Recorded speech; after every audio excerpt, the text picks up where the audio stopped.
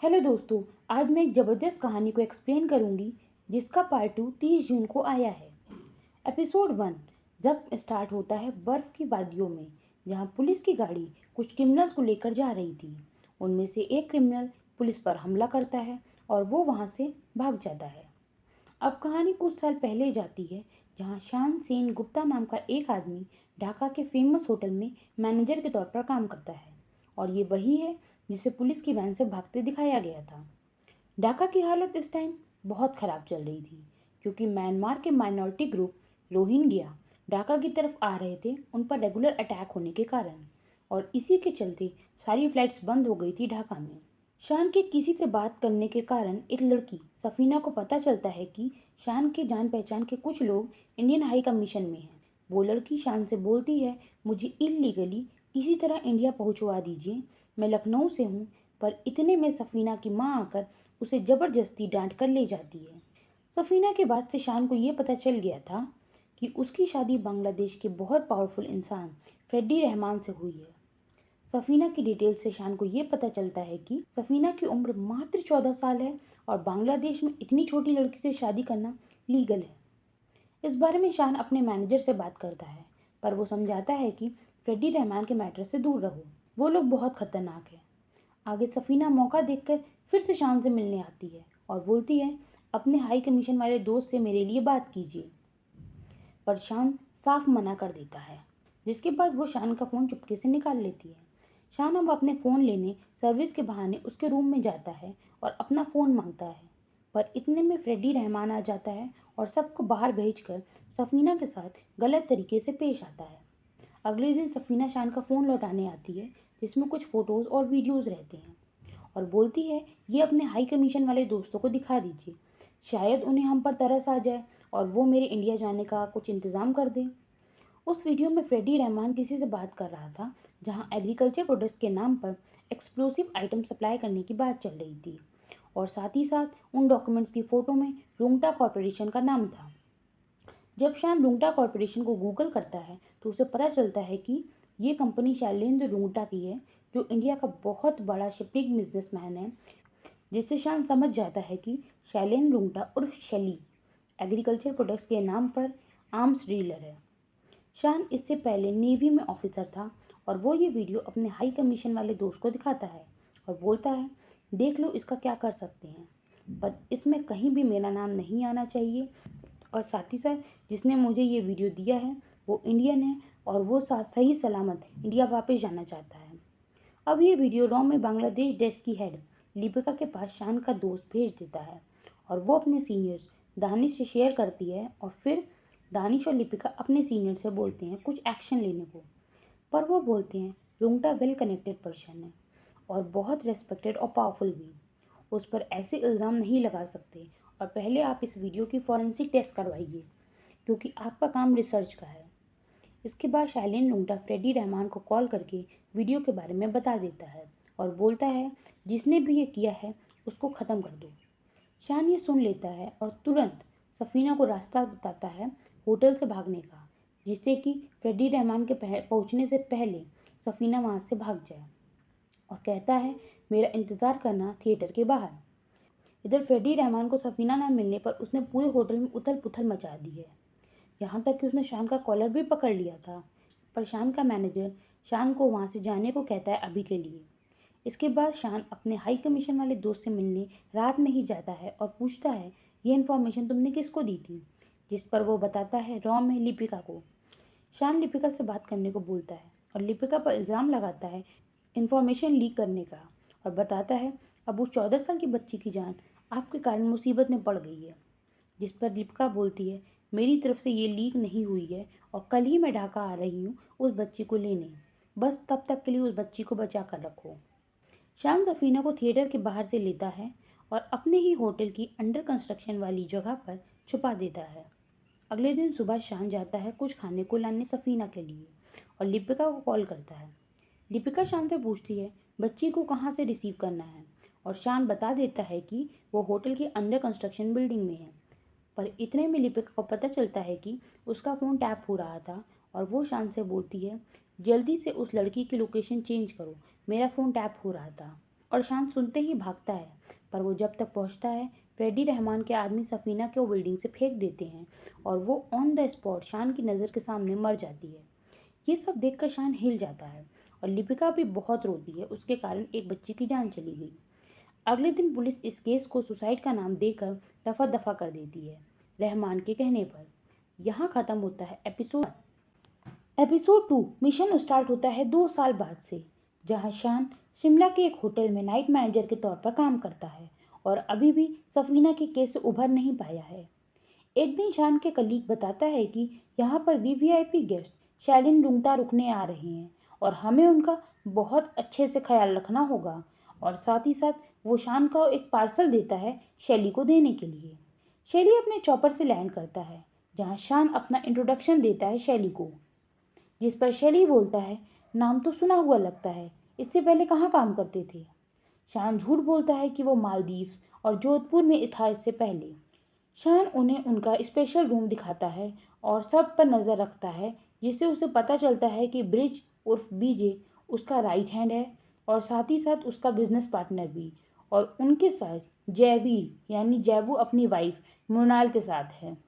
शान शैली की गर्लफ्रेंड कावेरी को नोटिस करता है और लगातार देख रहा होता है।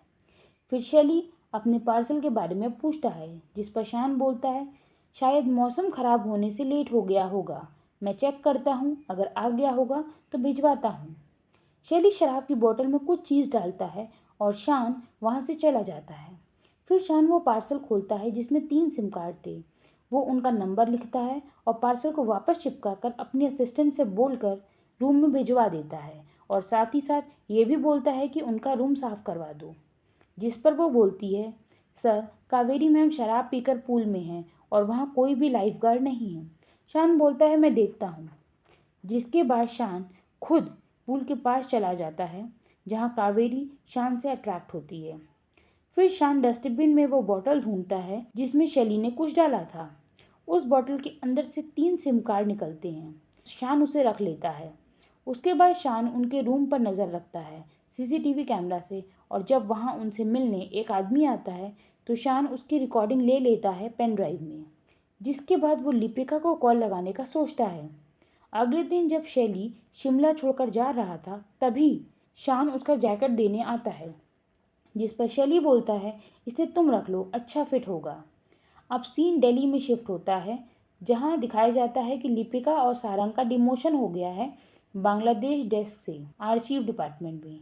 तभी उनके पास एक अननोन पार्सल आता है जिसमें शैली के शिमला विजिट की पूरी डिटेल्स, जिसके बाद लिपिका पार्सल का एड्रेस पता करके शिमला आती है और डेस्टिनेशन वेडिंग का बहाना करके शान से बात करती है और शान से बोलती है उसकी मदद करने को शैली को पकड़ने में, पर शान मना कर देता है, जहाँ लिपिका उसे इमोशनल करके बोलती है तुम पहले श्रीलंका में मासूम बच्चों को बचा नहीं पाए, फिर ढाका में सफीना को, ऐसे जीने से क्या फ़ायदा, तुम उसे पकड़वा कर न जाने कितने लोग की जान बचा सकते हो, और क्या पता शायद तुम्हें रात में नींद भी आने लग जाए इसके बाद।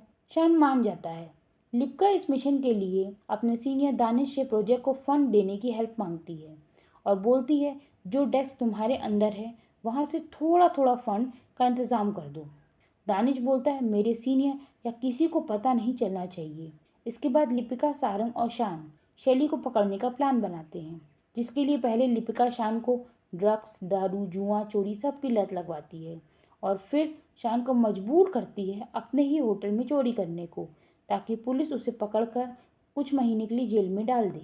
बाद में वो पुलिस पर हमला करके भाग जाता है और ये वही सीन है जो सीरीज के स्टार्ट में दिखाया गया था, और ये सब शैली को पकड़ने के लिए किया गया था।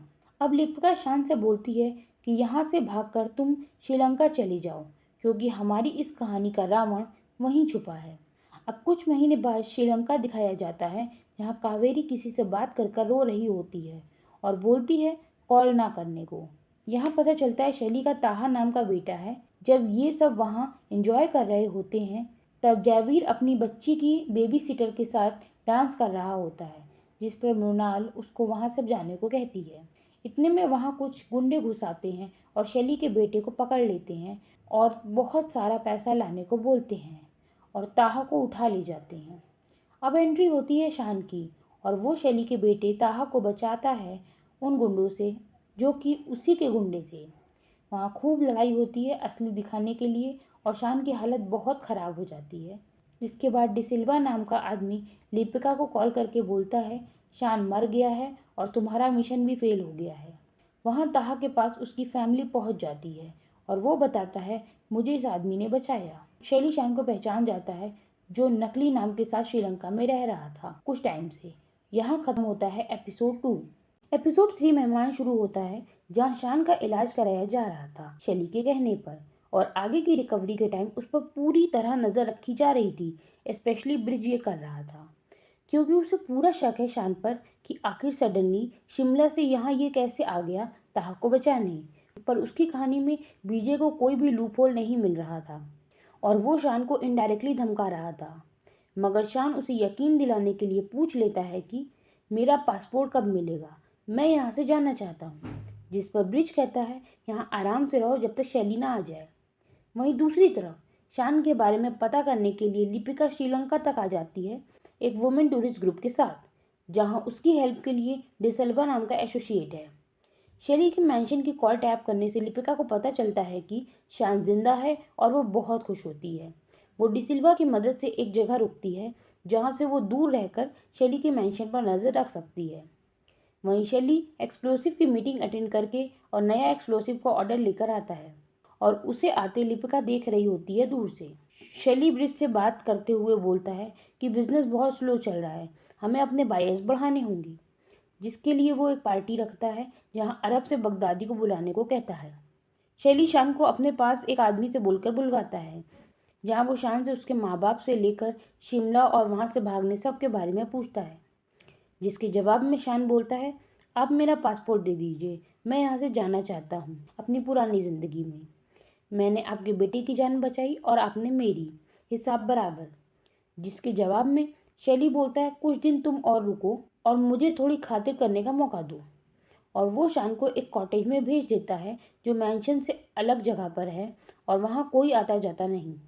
वहाँ रहते टाइम रोज रात में वो कावेरी को देखा करता है जब वो स्विमिंग करने आती है और कावेरी उसे देखा करती थी। शान अपनी दोस्ती बढ़ाता जा रहा है शैली के बेटे ताहा से ताकि उससे वो मैंशन की सारी इन्फॉर्मेशन ले सके और वो शान को बताता है कि यहाँ टोटल 38 रूम हैं जिसमें से केवल 35 में जाने की परमिशन मुझे है, बाकी पापा के बेडरूम वाले ऑफिस में जाने की परमिशन मुझे नहीं है। फिर शान श्रीलंका के मेन लैंड में जाने का डिसाइड करता है ताकि वो लिपिका को बता सके और शैली से बोलता है कि ताहा और मैं मेनलैंड जाना चाहते हैं। मैं उसे कुकिंग सिखा रहा हूँ कुछ स्पेशल इंग्रेडिएंट्स लाने के लिए, जिसके लिए शैली उसे कुछ आदमियों के साथ जाने देता है।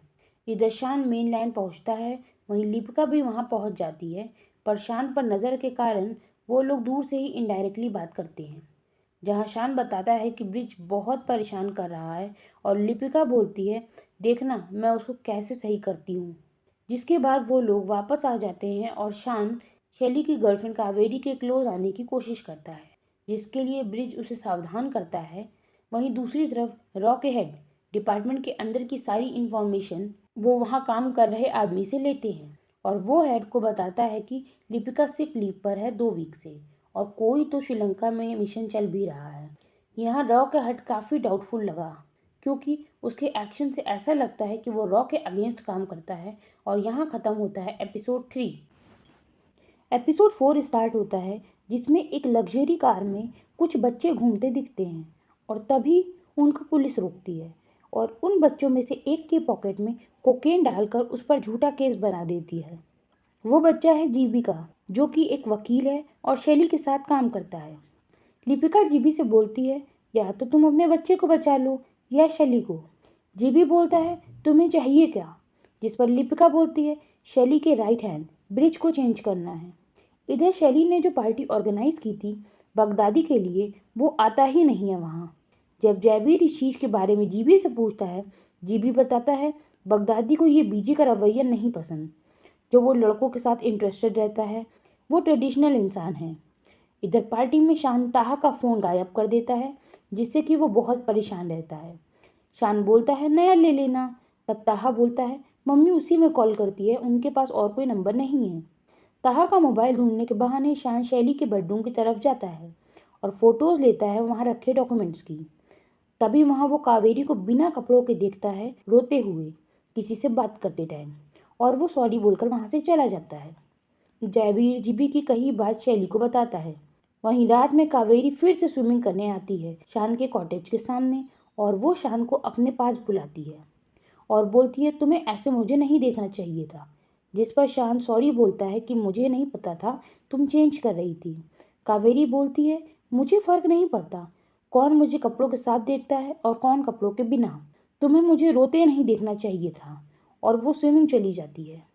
अगले दिन शैली बगदादी से बात करने अरब जा रहा था और वो बीजे को मना करता है उसके साथ चलने के लिए और बोलता है तुम एक दिन बाद आना, जिस कारण बीजे को बहुत बुरा लगता है।